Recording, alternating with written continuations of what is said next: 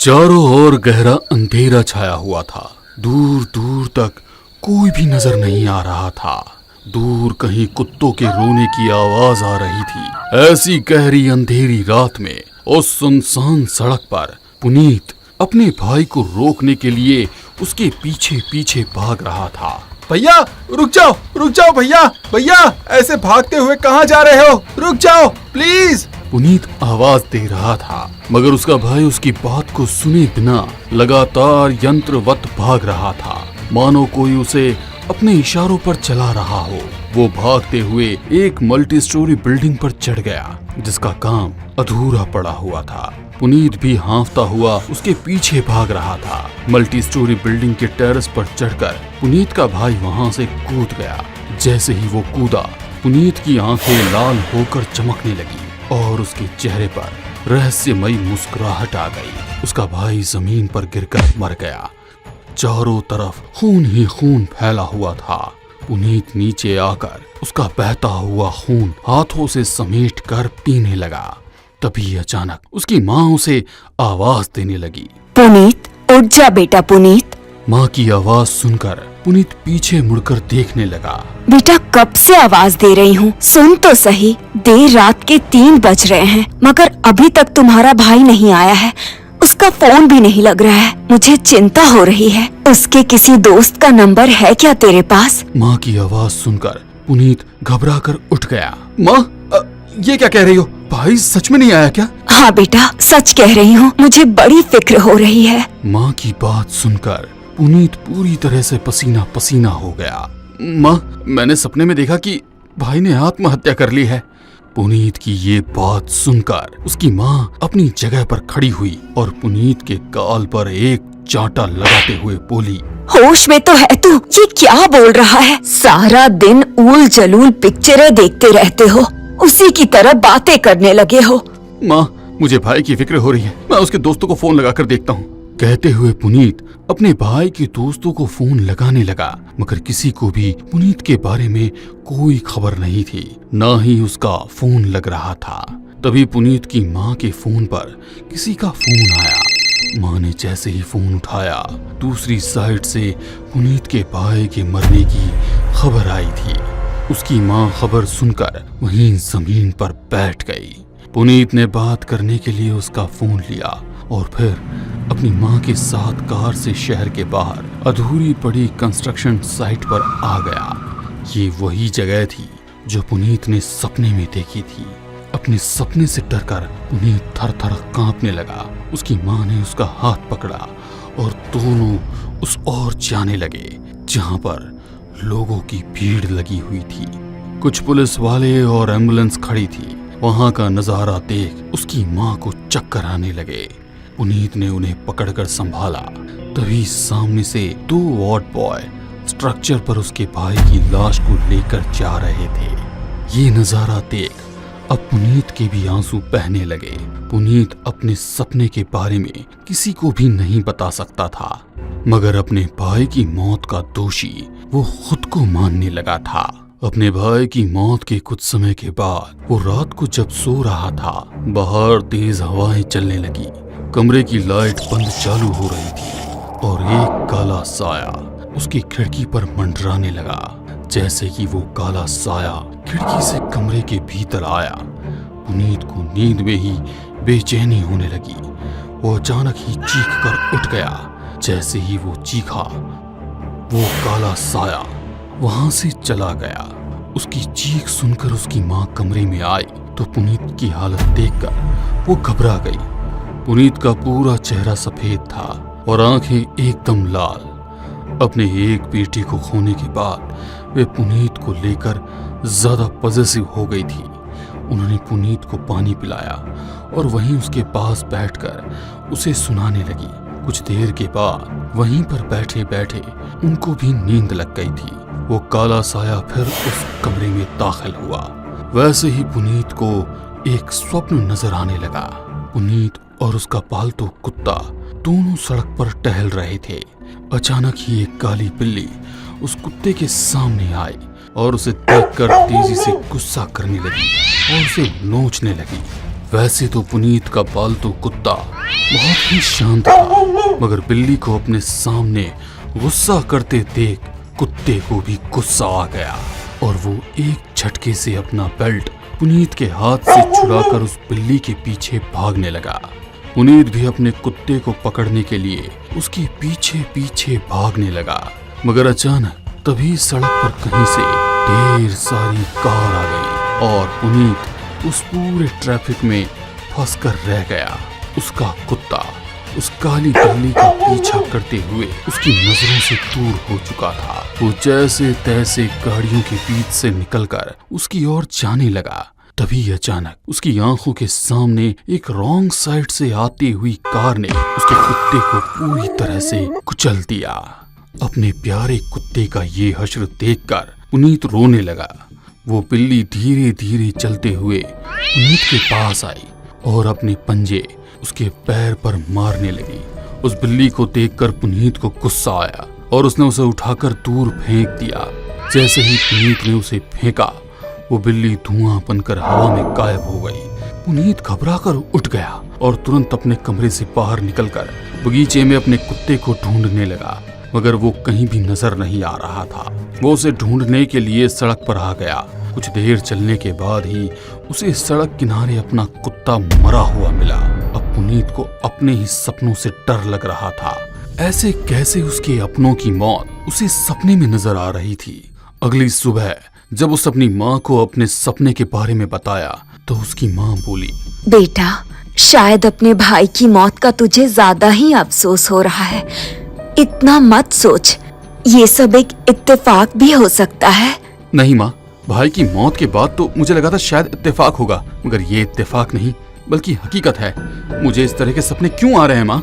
बेटा, तू ज्यादा ही सोच रहा है। मैं कल ही तुझे तेरी मौसी के यहाँ भेज दूंगी। थोड़ा सा माहौल बदलेगा तो शायद तेरा मन भी बदल जाए। अगले दिन पुनीत अपनी मासी के घर आया था। वहाँ पर उनका बेटा राघव और पुनीत दोनों भाई कम अच्छे दोस्त थे। पुनीत की सारी परेशानी उसे पता थी, इसलिए उसने पुनीत का मन बहलाने के लिए पूरा प्लान कर रखा था। दोनों भाई मूवी देखने के लिए लेट नाइट थिएटर में गए। अच्छी खासी कार्टून कॉमेडी मूवी चल रही थी। सभी लोग हंस हंस कर बेहाल हो रहे थे। तभी अचानक पूरा थिएटर का माहौल बदल गया। पूरे थिएटर में सभी को तेज ठंड लगने लगी। लोग एसी की कूलिंग कम करने के लिए जोरों से चिल्लाने लगे। अरे हम लोगों की कुल्फी जमाने का इरादा है क्या? कूलिंग इतनी क्यों बढ़ा रखी है? थिएटर का स्टाफ कुछ समझ पाता उसके पहले ही स्क्रीन पर शमशान का नजारा दिखाई देने लगा। स्क्रीन पर कुछ जली हुई चिता और लाशें नजर आ रही थी। ये क्या मजाक लगा रखा है? अच्छी खासी पिक्चर चल रही थी, तुमने प्रोजेक्ट पर रील चेंज कर दी। फिर से वही मूवी लगाओ। लोग चिल्ला रहे थे, मगर तभी जलती हुई चिता में से एक लाश उठकर खड़ी हो गई और स्क्रीन से बाहर निकलकर धीरे धीरे पुनीत की ओर बढ़ने लगी। वो पुनीत के ठीक पास में आकर बैठ गई। पुनीत जोर से चीख पड़ा। जैसे ही वो चीखा, उसके भाई ने उसे हिलाया। क्या हुआ पुनीत? कोई परेशानी है क्या? तुम चीख क्यों रहे थे? अपने भाई की बात सुनकर पुनीत बोला, चल यहाँ से, यहाँ पर कुछ भी ठीक नहीं है। कुछ तो गलत है। पर क्या गलत है? मुझे बताना। अच्छी खासी पिक्चर चल तो रही है। अपने भाई की बात सुनकर पुनीत ने स्क्रीन की ओर देखा तो वही कार्टून कॉमेडी मूवी चल रही थी।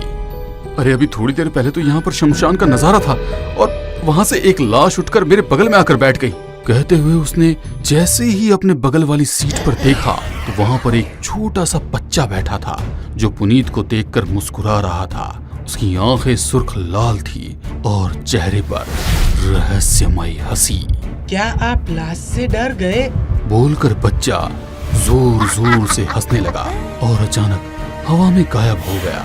राघव, चल यहाँ से, मुझे नहीं देखनी ये पिक्चर। अरे क्या हुआ? कुछ बता तो सही। अचानक ही उठकर चल दिया। कहता हुआ पुनीत मासी का बेटा उसके पीछे पीछे आने लगा, मगर पुनीत उसकी कोई बात नहीं सुन रहा था। देर रात हो गई। सड़क पर लोगों की आवाजाही बंद हो चुकी थी। पुनीत और राघव दोनों कार से घर की ओर लौट रहे थे। तभी कार में एक झटका आया और झटके से उसके विचार की तंद्रा भंग हो गई। कार अनियंत्रित सी सड़क पर भाग रही थी। राघव, क्या कर रहा है? कार को ढंग से चलाना। कहते हुए पुनीत ने ड्राइवर सीट की ओर देखा तो वहां पर राघव की जगह एक काला साया था। वो पुनीत की ओर देखकर हंसने लगा। पुनीत तेजी से चीखकर उसे कार रोकने के लिए कह रहा था, मगर वो साया कार को तेजी से भगा रहा था। पुनीत चलती हुई कार में से नीचे कूद गया। वो साया हवा में उड़ता हुआ उसके सीने पर आकर बैठ गया और उसकी छाती को अपने बड़े बड़े नाखूनों से चीर दिया। कौन हो तुम? मेरे पीछे क्यों पड़े हो? मैंने तुम्हारा क्या बिगाड़ा है? क्या हुआ? कौन है और किसका? तूने क्या बिगाड़ा है? राघव के बोलते ही पुनीत मानो होश में आया हो। वो अपने आप को देखने लगा। खुद को ही सही सलामत पाकर उसने गहरी सांसें ली। राघव, मुझे ना जाने क्या हो गया है, ना जाने क्या क्या नजर आता है। कहीं मैं पागल ना हो जाऊं भाई। रिलैक्स यार, ज्यादा स्ट्रेस मत ले। अभी कुछ समय पहले ही तेरा हार्ट ट्रांसप्लांट का ऑपरेशन हुआ है। मासी एक बेटे को तो वो खो चुकी है। यदि तुझे कुछ हो गया तो वो नहीं जी पाएगी, इसलिए खुद को इन सारी टेंशन से दूर रख। दोनों घर आ चुके थे। पुनीत, राघव दोनों एक ही कमरे में सो रहे थे। राघव को तो सोते ही नींद आ गई, मगर पुनीत की आंखों से नींद पूरी तरह गायब थी। आधी रात के वक्त कमरे की खिड़की पर दस्तक हुई। उस दस्तक को सुन पुनीत खिड़की की ओर देखने लगा। वहां पर कोई नहीं था। दोबारा जब दस्तक हुई तो वो अपनी जगह से उठकर कमरे से लगी हुई बालकनी में पहुंचा। कोने में एक लड़की अपना सिर घुटने में डाले रो रही थी। कौन हो तुम और इस तरह यहाँ क्या कर रही हो? मेरे पास तुम्हारे सभी सवालों के जवाब है, बस तुम्हें मेरे साथ आना होगा। उस लड़की की बातों में ना जाने कैसा सम्मोहन था कि पुनीत उसके पीछे पीछे चल पड़ा। दोनों घर की छत पर आ चुके थे। मेरा नाम यशविनी है। मुझे पता है कि आजकल आपको अजीब अजीब से ख्वाब दिखाई देने लगे हैं। उन ख्वाबों के चलते आप अपनों को खो रहे हैं। आप उन सपनों के बीच भंवर में फंस कर रह गए हो। एक सपना और उसके बाद दूसरा सपना। क्या सपना है और क्या हकीकत? ढेर सारे सवाल हैं, मगर उसका कोई जवाब नहीं है तुम्हारे पास। बिल्कुल सही कह रही हो तुम। यही सब तो हो रहा है मेरे साथ। मैं बहुत परेशान हो चुका हूँ। क्या तुम्हारे पास कोई उपाय है? मगर मैं तो तुम्हें जानता भी नहीं। फिर तुम्हें मेरे बारे में सब कुछ कैसे पता है? तुम्हें इसके बारे में राघव ने बताया ना? आप मुझे नहीं जानते, मगर मैं आपको जानती हूँ। आपके सीने में मेरा ही दिल धड़क रहा है। जिस दिन आपका ऑपरेशन होने वाला था, उस दिन मैंने छत से कूदकर सुसाइड किया था। मुझे बचाने की नाकामयाब कोशिश करने के बाद डॉक्टर के दिमाग में अचानक ही एक आइडिया आया और उन्होंने मेरा दिल निकालकर आपके सीने में लगा दिया। मैं तो नहीं बच सकी, मगर मैं आज भी आपके रूप में जिंदा हूँ। मेरे पास ही आपकी समस्या से निकलने का समाधान है। तो तुम मुझसे क्या चाहती हो? अपना दिल।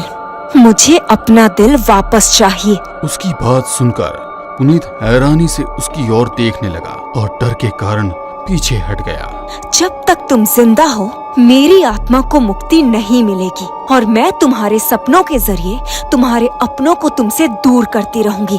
अब फैसला तुम्हें करना है, तुम्हारी जिंदगी या तुम्हारे अपनों की जिंदगी। जब तक तुम जिंदा रहोगे, इसी तरह सपनों की भूल भुलैया में खोते रहोगे। इन सब से बाहर निकलने के लिए एक ही रास्ता है। आओ मेरे पीछे। कहते हुए वो लड़की आगे आगे चलने लगी और पुनीत उसके पीछे पीछे चल रहा था। वो लोग छत के एक किनारे पर जाकर खड़े हो गए। कूद जाओ यहाँ से। मैं बिल्डिंग पर से कूदूंगा तो मैं मर जाऊंगा। हाँ, मौत वही तो एक रास्ता है। मरकर इन सारी परेशानियों से छुटकारा मिल जाएगा। सोच लो, तुम्हारी या तुम्हारे अपनों की मौत। कहते हुए लड़की हवा में उड़ने लगी थी। पुनीत को कुछ समझ नहीं आ रहा था कि वो क्या करे। एक और वो सपनों की दुनिया से परेशान हो चुका था। दूसरी तरफ यदि वो जिंदा रहता तो उसके अपनों की मौत निश्चित थी। अब सिर्फ एक ही रास्ता नजर आ रहा था और वो थी मौत। पुनीत उस बिल्डिंग की छत से कूदने ही वाला था कि राघव ने आकर उसका हाथ पकड़ लिया। मुझे जाने दो। मेरी मौत ही सारी समस्याओं का एकमात्र समाधान है।